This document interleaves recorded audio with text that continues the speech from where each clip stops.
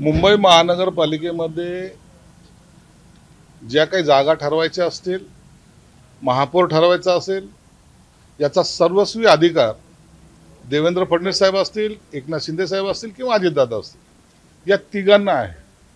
इतरांनी केलेल्या स्टेटमेंटला एवढं सिरियसली आम्ही घेत नाही. कारण की प्रत्येक पक्षाच्या नेत्यांना, जे नेते आहेत त्यांना असं वाटतं की आपला महापौर झाला पाहिजे. आम्हालाही वाटतं, आम्ही शिवसेनेचाच महापौर झाला पाहिजे हा आमचाही आग्रह आहे. परंतु अखेरला निर्णय हे वरिष्ठ नेते घेतील. म्हणून आम्ही जोपर्यंत युती होत नाही तोपर्यंत यावर भाष्य करणं उचित समजत नाही.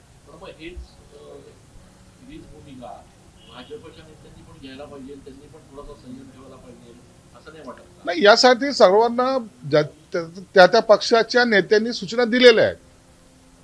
तुम्हाला काय सीट मागायचे असतील, तुम्हाला एखाद्या भागामध्ये तुमचं जास्त प्राबल्य असेल, तुम्हाला वाटतं की आपली सीट निवडून येणार, यासाठी आग्रही राहा, त्याची मागणी करा.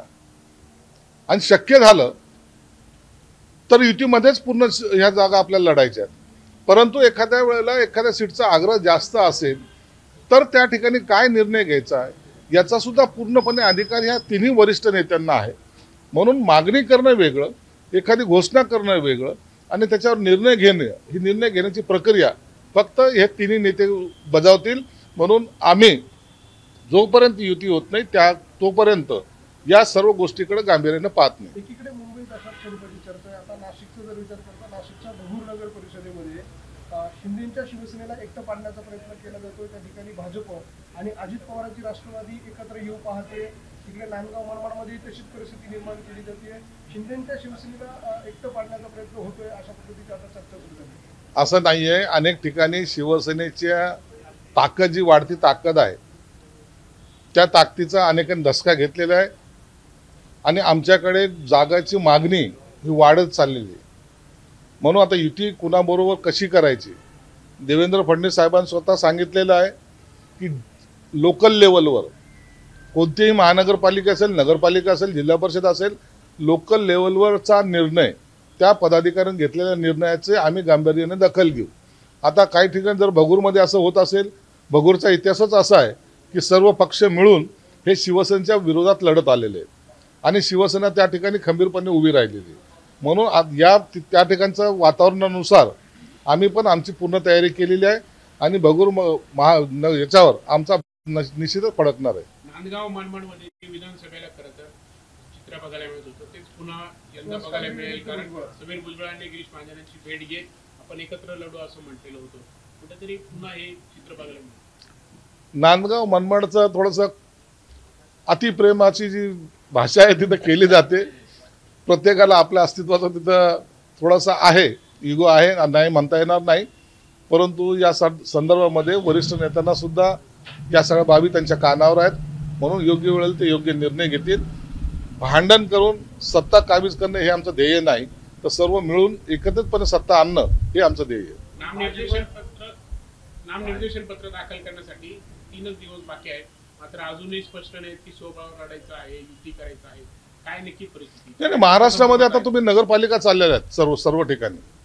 प्रत्येक नगरपालिकेमध्ये सर्वांनाच आम्ही स्वतः सांगितले की तुम्ही तुमचे फॉर्म भरा, परंतु फॉर्म वापस घ्यायची जी तारीख आहे त्या तारखेच्या आतमध्ये जो काही निर्णय येईल त्यानुसार एखाद्याला विड्रॉ व्हावं लागलं तर विड्रॉ होतील किंवा मग तिथं मैत्रीपूर्ण लढत सुद्धा होईल. ऑलरेडी जे आहे या नगर परिषद निवडणुकीसाठी हेवी फॉर्म सुद्धा वाटलेला आहे नगर परिषदेसाठी, अशा पद्धतीचं माहिती मिळते. नाही, आम्ही पण वाटलेत ना, त्याच्यात काय, राष्ट्रवादीने पण वाटलेत, आम्ही पण वाटलेत. माझ्या संभाजीनगरमध्ये मी सर्वांना बी फॉर्म देऊन टाकलेले आहेत. वापस घ्यायच्या दिवशी पाहू. युती जर झाली तर त्या लोकांचे फॉर्म वापस घेतले जातील. म्हणून भाजपने वाटले ना आम्ही वाटले नाही अशातला काही भाग नाही आहे. सर्वांनी एबी फॉर्म वाटलेले आहेत. आणि कार्यकर्त्याची ही निवडणूक आहे, पहिले समजून घ्या. जो कार्यकर्ता गेल्या 8-9 वर्षापासून या निवडणुकीची वाट पाहून होता, ते कार्यकर्ते म्हणतात आमचा नंबर कधी लागेल. मग अशा वेळेला त्या कार्यकर्त्याला सामावून घेण्यासाठी किंवा त्याला या क्षेत्रामध्ये आणण्यासाठी मग काही ठिकाणी आम्हाला कॉम्प्रोमाइज करावं लागेल. मैत्रीपूर्ण लढत सुद्धा होईल असं एकंदरीत चित्र आहे. कार्यकर्ता तुम्ही एकीकडे म्हणता त्याची निवडणूक आहे, त्याला तुम्ही एबी फॉर्म पण देतात आणि युती आघाडी झाली तर परत त्याचा एबी फॉर्म पण काढून घेणार. काही ठिकाणी हे सगळं चित्र स्पष्ट होईल, परंतु त्याला आता ज्या बैठकी सुरू आहेत त्या बैठकीनंतरच हे सगळं चित्र स्पष्ट होणार आहे.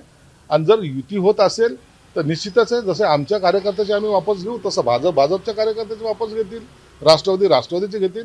ही एक युतीची संकल्पना आहे. जर ही पूर्ण झाली नाही तर मग मैत्रीपूर्ण लढत होतील. पण अनेक ठिकाणी भाजप आणि राष्ट्रवादी एकत्र येतानाचं चित्र दिसतंय. तुम्हाला का असं टार्गेट केलं जातं, एकटं का पाडलं जातं? आम्हाला कोणी टार्गेट करू शकत नाही. आम्ही कुणाच्या टार्गेट होणार इतके सोपे नाहीत.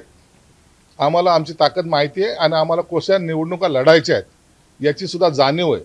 म्हणून आम्हाला कोणी टार्गेट करायचा प्रयत्नही करत नाहीत आणि केला तर त्याचं सुद्धा आम्हाला उत्तर देताना आम्ही पूर्ण ताकद पणाला लावू. राज्यामध्ये युतीची अशी सगळी परिस्थिती असताना तिकडे अमित शहांच्या भेटीसाठी अजित पवार गेलेले आहे. अर्धा तास अमित शहा आणि अजित पवारांची भेट झालेली आहे. ती पार्थ पवारांच्या संदर्भात होती अशीही चर्चा आहे. नेमकं काय माहिती समोर येते? नाही तर अजितदादा अमित शहा साहेबांना भेटायला गेले त्याच्या मागचं कारण काय हे मी सांगू शकत नाही.